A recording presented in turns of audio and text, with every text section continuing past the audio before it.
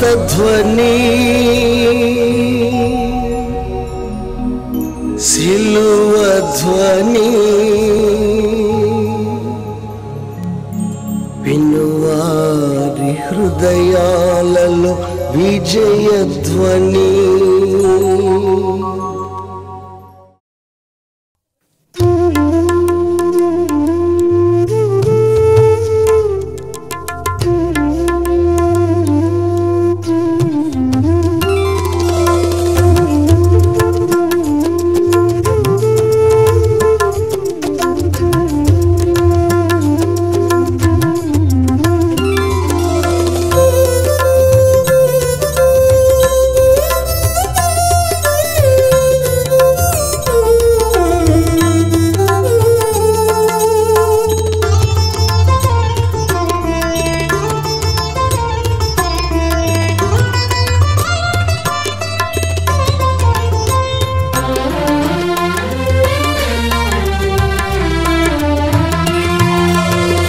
యేసుని వాత అందని చోట మెల్లుగా మనము అందించుదమా.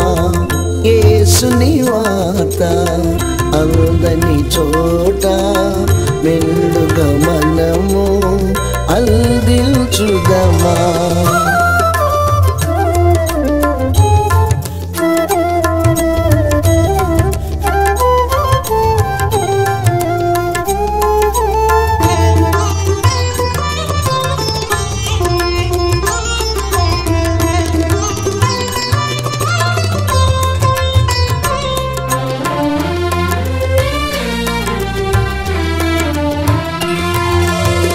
వినుట కనుట యేసుని వాత మనిషికి మనసుకు మంచిది కాదా.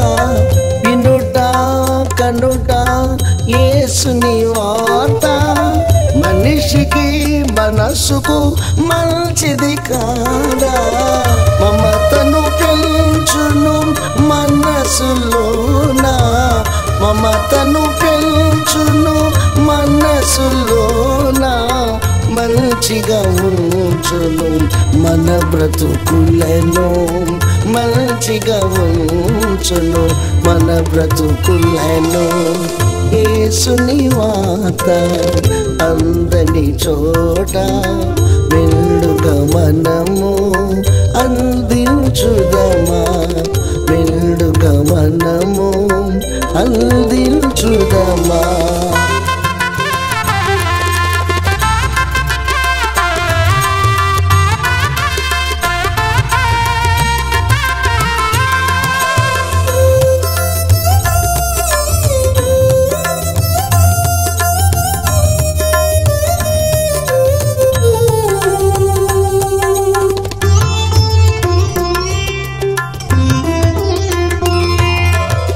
ప్రభువును బ్రతుకున చూపెడి వారు నిజముగా నైతిక విలువను పెంచు.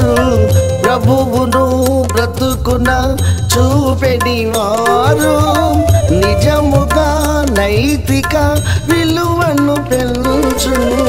నీతిగా ఉండే వారే కాదా, నీతిగా ఉండే వారే కాదా నిజ క్రైస్తవులుగా పిలువబడుదురు, నిజ క్రైస్తవులుగా పిలువబడుదురు. యేసుని వాత అందని చోట మెల్లుగా మనము అందించుదమా, మెల్లుగా మనము అందించుదమా.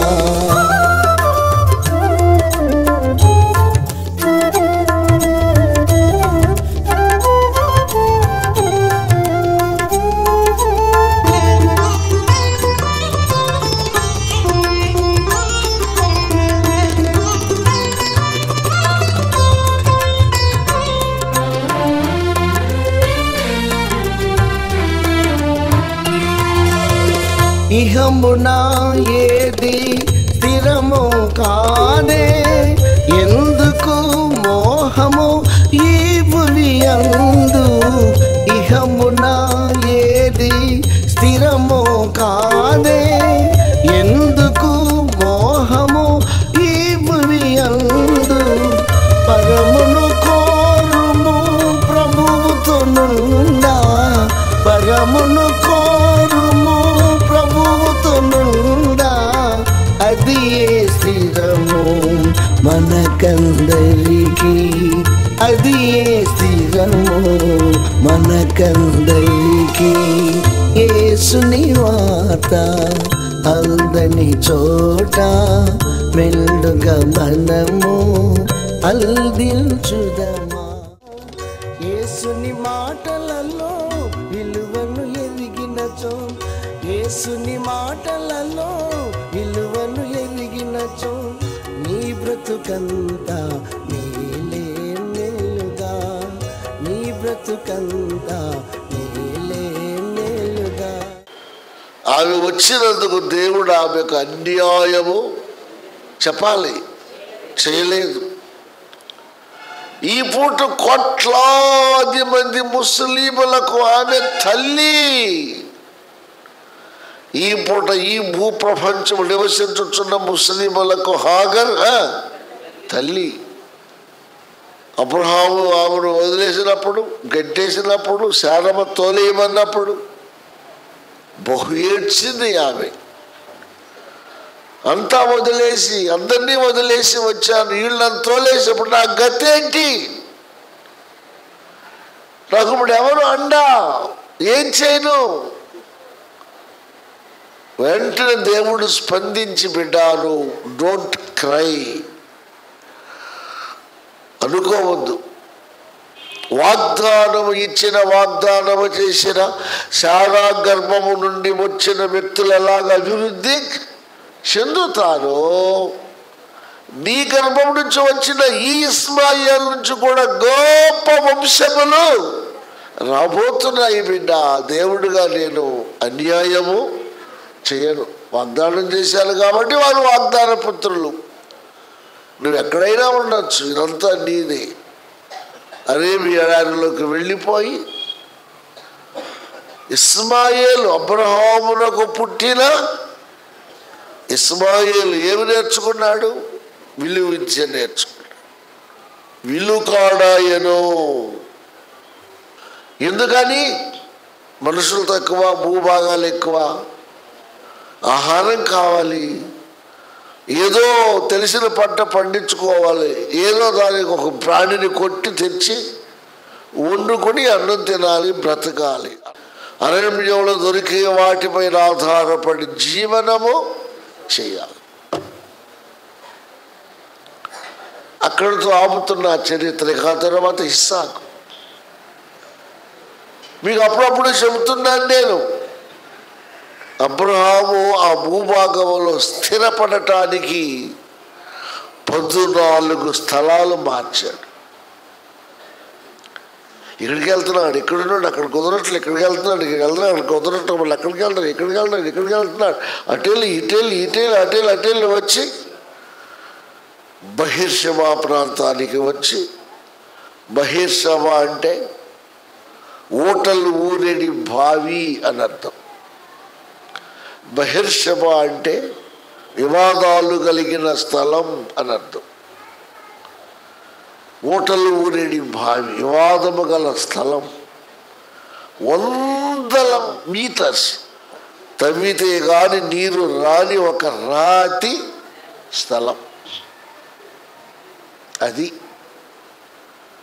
ఇప్పటికీ వాళ్ళంట, ఇది మా అబ్రహాముది, నెక్స్ట్ ఇస్సాకుది, నెక్స్ట్ యాకోబుది, నెక్స్ట్ 12 మందిది, నెక్స్ట్ అలా వచ్చి అలా వచ్చి అలా వచ్చి అలా వచ్చి దేవుడిచ్చిన భూభాగమనే వారు చెప్తారు అది మాది.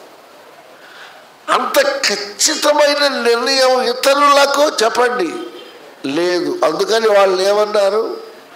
ఇశ్రాయేలు భూభాగానికి చెందని వారిని ఏమన్నారు?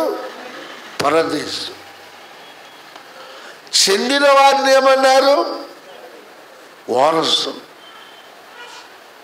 బిడ్డలారా, మన కాలంలో గొప్ప యుద్ధం జరుగుతుంది. కొద్దిమంది ఒక్కడిని కూడా భూమి మీద లేకుండా చేస్తామన్నారు. ఎలాగో చచ్చిపోతాం మనం. మన దేవుడు గొప్పవాడు. బ్రతుకుదామా లేకపోతే పోదాం. ఎవరు చూసుకుంటారు? మాట ఇచ్చినా కొద్దిమంది గుండెలు కూడగట్టుకొని ఆడ మగ అని తేడా లేకుండా మిలిటరీలో ఉండే దానంతటి వాళ్ళు ట్రైనింగ్ అయ్యి సకల విద్యలు మోషే నేర్చుకున్నట్టు సకల విద్యల అభ్యాసము పొంది ప్రాణాలు తెగించి పోరాడి ప్రపంచమునకే ఆశ్చర్యమును కలిగించారు. అందుకే వాళ్ళు అన్నారు, మన దేవుడు ఆశ్చర్య కార్యములు చేయవాడు, ఆశ్చర్యకరుడు. అన్య జనాంగమునకు ఆ అర్హత లేదు. కాబట్టి ఇశ్రాయేలు భూభాగములో పుట్టి పెరిగిన వారు కాకుండా బయట ఉన్నవారు అన్యులు. ధర్మశాస్త్రంలో దేవుడు చెప్పాడు, బిడ్డలారా, ఒకవేళ మీ దేశానికి పరాయి దేశస్తులు ఎవరైనా వస్తే ఈ భూభాగం వారిది కాకపోయినా దేవుడి ధర్మశాస్త్రం వారికి కాస్త ఒక పూట అన్నం పెట్టండి. ఎలా పెట్టాలి అన్నం?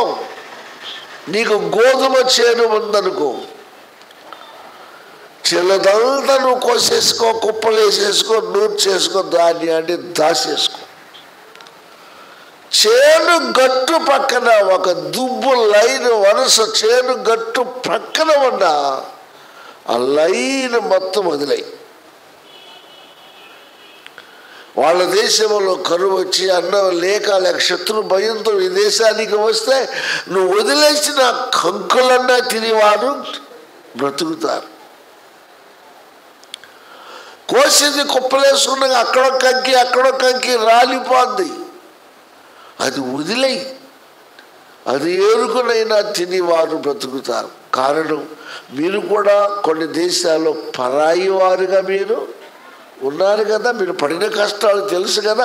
మీరు నా జనం కాబట్టి, నేను మీకు ఉన్నాను కాబట్టి, కంకులు వదిలినా మొదలకపోయినా, పరిగ వదిలినా మొదలకపోయినా, వాళ్ళు మీకు అన్నం పెట్టినా పెట్టకపోయినా, దేవదూతలు తిని అన్నాన్ని నేను మీకోసం పంపించా. కానీ ఇతరులకి ఆ ఛాన్స్ లేదు. ఎంత గొప్ప దేవుడు! Praise the Lord. దేవునికి మహిమ కలుగును గాక. ఇప్పుడు కూడా వాళ్ళు మాత్రం లేపేస్తారంటే వాళ్ళు అంటున్నారు, లేపేస్తారు ఏనాటికైనా. చచ్చిపోయి సాధించేది ఏముంది? బ్రతికి పోరాడుదామని కొద్దిమంది, కోటి మంది కూడా లేరు, పోరాడుతున్నారు. సరే, తర్వాత పరదేశులను, తర్వాత వాగ్దాన నిబంధనలు లేనివారు, వాళ్ళకి వాగ్దానం లేదు, తర్వాత నిబంధన లేదు. వాగ్దానం అంటే అది ఇస్తా, ఇది ఇస్తా, అది చేస్తా, ఇది చేస్తా, అది లేదండి ఇతరులకి. దేవుడు వారికి మాట ఇవ్వలా. ఇశ్రాయేలుకు మాత్రమే దేవుడు ఏమిచ్చాడు చెప్పండి? వాగ్దానము చేసి, ఆశీర్వాదములతో కూడిన వాగ్దానాలు. నిబంధన, కవెనెంట్ అంటాం. అంటే మాట ఇస్తే తప్పే ప్రసక్తి లేదు. అలాంటి వాగ్దానాలు, అలాంటి ఇశ్రాయేలుకి ఎన్నో ఉన్నాయి. ఇతరులకు అవి చెప్పండి లేవు. తర్వాత నిరీక్షణ లేనివారు. ఏదన్నా కాస్త కష్టం కలిగితే, ఇరుకు కలిగితే, ఇబ్బంది కలిగితే త్వరగా చెప్పండి, వాళ్ళకి ఏముంది? నిరీక్షణ అంటే ఎదురు చూడటం. మన పూర్వీకుల కాలంలో గొప్ప మేలు జరిగాయి, మనకు కూడా దేవుడు మేలు చేస్తాడు. ఇశ్రాయేలు కాపాడువాడు, కునుకాడు, నిద్రపోడు, వాగ్దానం మరచిపోయే దేవుడు కాడు. హల్లెలూయా. ఇశ్రాయేలు ముట్టినవాడు నా కనుగుడ్డును ముట్టినట్లు కాబట్టి ఆయన మనకు తోడుగా ఉన్నాడు. ప్రైజ్ ది లార్డ్ అనే ఒక నిరీక్షణ అది ఇతరులకు లేదు. తర్వాత ఎంత గొప్ప మాట చూడండి, ఈ లోకంలో ఇశ్రాయేలు కానివాడు ఎవడైనా వాళ్ళకి తెలిసిన పేర్లు పెట్టుకొని ఎంతగా పూజ పురస్కారాలు చేసినా వాళ్ళు అనుకుంటున్న వాళ్ళు దేవుడు కాదు, దేవుడితో సమానులు కాదు.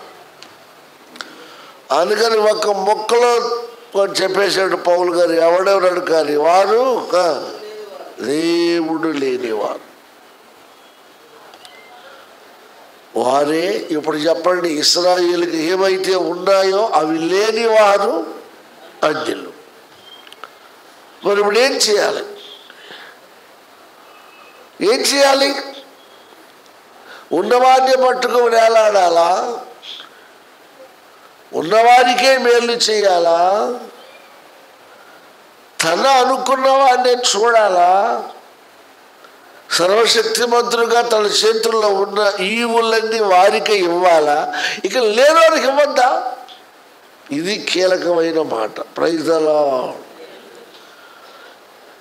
ఉన్న వాళ్ళకే ఇచ్చి తన బిడ్డలకే ఇచ్చి లేని వాళ్ళు ఇవ్వకపోతే పక్షపాతము, దురుద్దేశము, అసూయ, పగ, బంధు ప్రీతి, కుటుంబ ప్రీతి, ఇక లేనిపోడు జబ్బులన్నీ ఉన్నట్టు లెక్కొచ్చేసి. మరి యేసయ్యకి అలాగ ఉంటే ఇక రావాల్సిన అవసరం ఏముంది? యెహోవా అంటే చాలు కదండి, ధర్మశాస్త్రం చాలు కదా, వారి వాగ్దా నిబంధనలు సరిపోవును కదా, వాళ్ళు వీళ్ళే. మరి ప్రత్యేకంగా అదే దేవుడు యేసయ్యగా ఎందుకు వచ్చాడు అంటే ఇప్పుడు చెప్పండి. అంటే ఎఫెసీయులకు రాస్తున్నాడు. ఎందుకు అంటే,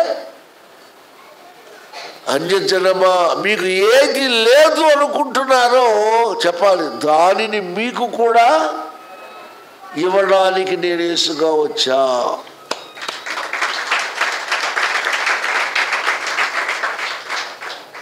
ఏది మాకు లేదు, మాది కాదు, మేము సహపౌరులము కాము. ఇశ్రాయేలు యేసు వారివాడు, 12 గోత్రానికి చెందినవాడు. వాళ్ళు చూసుకుంటారు, మాకేది, మాకెవరు అనే ఆలోచన మీకుంది. ఆ లోటు తీర్చటానికి ప్రైజ్ ది లార్డ్. నా బిడ్డలకు అందుచున్న సమస్త ఈవులు అందరికీ అందటానికి నేను మీకు అందుబాటులోనికి వచ్చా. ఇప్పుడు చెప్పండి, ఈ మాటను ఎలా అర్థం చేసుకున్నారు?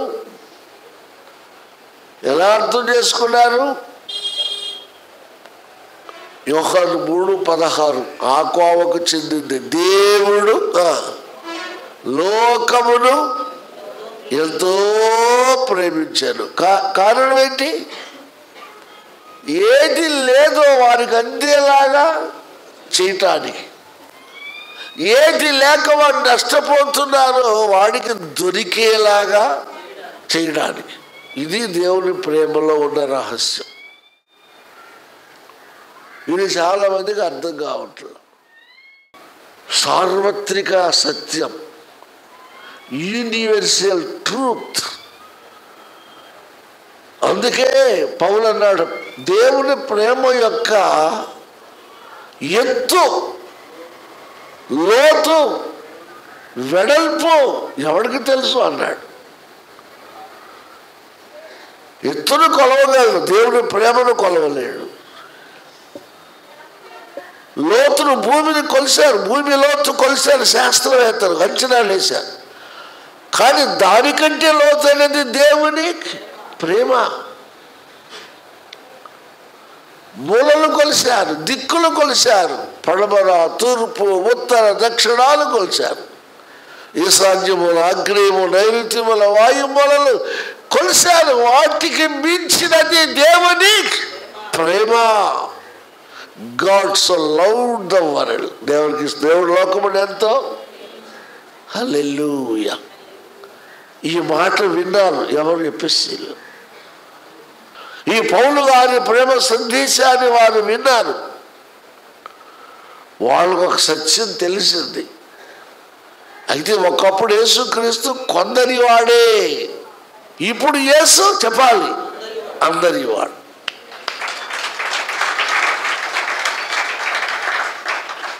ఒకప్పుడు యెహోవా తన బిడ్డలకే చేతులు చాపాడు, ఇప్పుడు యేసు అందరి కోసం చేతులు చాపాడు. ప్రయాసపడి భారం మోసుకొని పోవచ్చున్న సమస్త జీవులారా నా యొద్దకు రండి.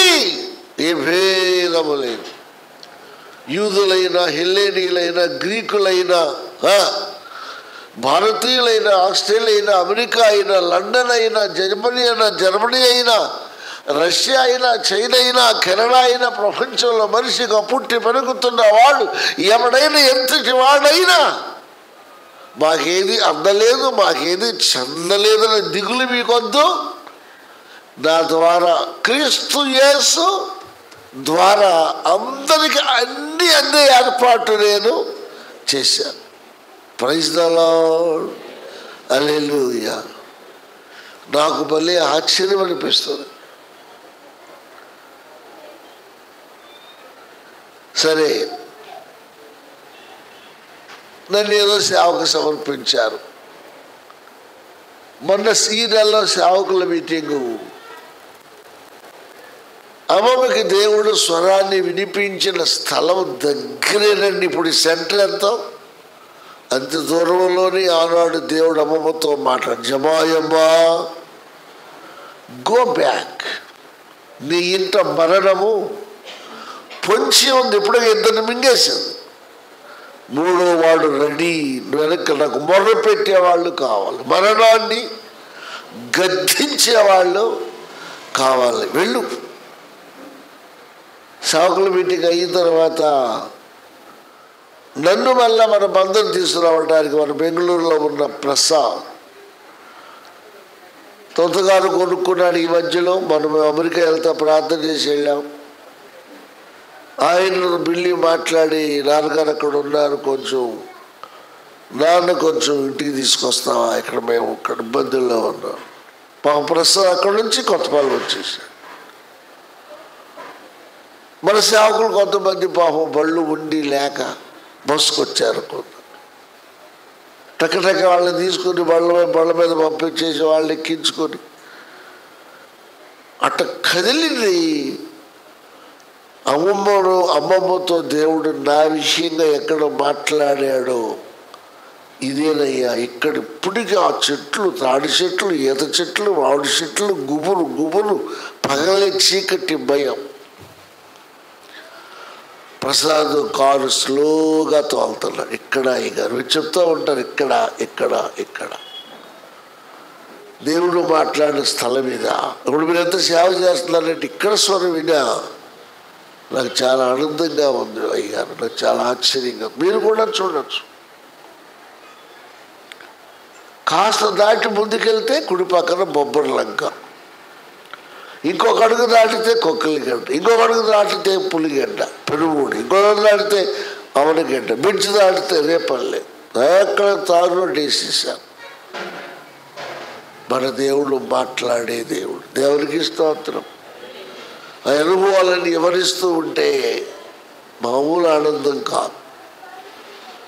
సరే అయిపోయింది, ఏదో మేలు చేశాడు, ఇచ్చేసారు, అయిపోయింది. నేను పోయిన వారం అంతమంది వారం ఇటు ఎక్కడో కళదిండి కైకులు నా ఏరియాకి వెళ్ళినప్పుడు వెళ్ళలేరు. ఒక మధ్యవర్తి, గోతులు, రాళ్ళు, గుంతలు, భయంకరమైన రోడ్డు. టైం అయిపోతుంది. బిల్లి పాపం చాలా జాగ్రత్తగా తీసుకెళ్ళాడు. అరే తీరా వెడితే అక్కడ పెద్ద చర్చి, పెద్ద జనాంగం, పెద్ద స్టేజీ, కోలాహలంగా. నేను అనుకుంటాను, ప్రభువా ఏంటి ఎంతమంది మారిపోతున్నారు. ఆ మాస్టర్ గారు చాలా మొరటాయిలకు గమగా వచ్చి నా పక్కన కూర్చుని, అయ్యా ఒక్కసారి మిమ్మల్ని పిలవాలనుకున్నాను, నాకు ఎలా పిలవాలో తెలియలేదు. టీవీలో మీ మాటలు వింటున్నాము, మాకు తెలిసిన ఆయన దొరికాడు, ఈయన మమ్మల్ని నేను తీసుకొస్తా అన్నాడు అని 15 వస్తున్నారు సేవకులు పెట్టి. జకర్యాస్ ఎంటబెట్టుకు తీసుకొచ్చాడు. మాకెంత మా జన్మ తరించింది. క్రిస్మస్ సందేశం అయ్యి వచ్చేస్తూ ఉంటే వాళ్ళు తీసుకెళ్ళానన్నాడు. ఎన్నో విన్నాను నేను నా సర్వీసులో క్రిస్మస్ సందేశాలు, ఈ టైపులో ఎవరు చెప్పలేదని ఆయన ఆనందపడిపోయాడు. బిల్లీ కూడా చాలా అద్భుతంగా ఉంది సందేశం, అది వరం. అరే దివిసీమలో మారిపోతున్నారు. చెప్పండి, కోనసీమ వాళ్ళు మీకు అర్థం వాళ్ళు కోనసీమలో మారిపోతున్నారు.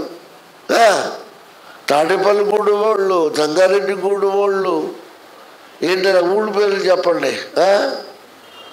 లంకల్లో నివాసం చేసేవాళ్ళు, నగరాల్లో నివాసం చేసేవాళ్ళు, వాళ్ళని లేదు, వీళ్ళని లేదు, ఆ కులం లేదు, ఈ కులం లేదు, ఆ మతం లేదు, ఈ మతం లేదు, టోటల్గా ఎపిసిలారా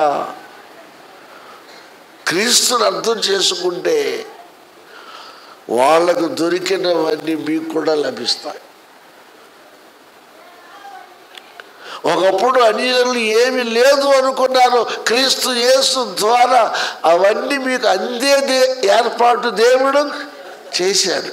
అంత మాత్రమే కాదు, ఇశ్రాయేలు నిరీక్షణ ఇహ సంబంధం అయ్యింది, ఇశ్రాయేలు భూభాగం ఇహ సంబంధం అయ్యింది, ఇశ్రాయేలు మందిరం ఇహ సంబంధం అయ్యింది, ఇశ్రాయేలు వాగ్దానం ఇహ సంబంధం అయింది, ఇశ్రాయేలు చెప్పండి అన్నీ కూడా చదివాం కదా, ఇవన్నీ ఇహ సంబంధమైనవి.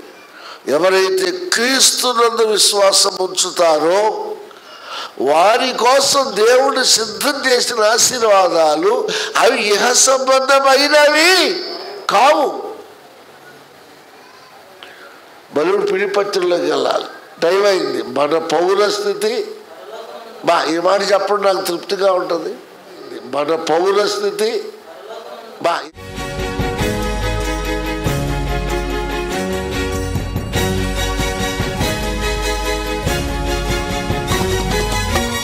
యేసుని మాటలు వినగా వినగా మనసుకు శాంతి, ఆత్మకు రక్షణ.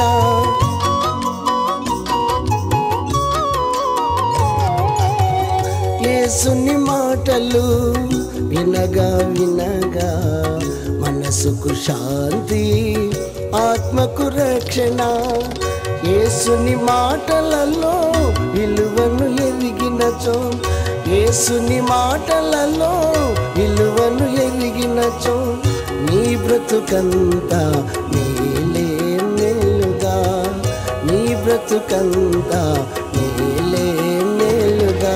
వినగా వినగా యేసు సువార్త కలుగును హృదయాలలో విశ్వాసం. వినగా వినగా యేసు సువార్త కలుగును హృదయాలలో విశ్వాసం. అందుకే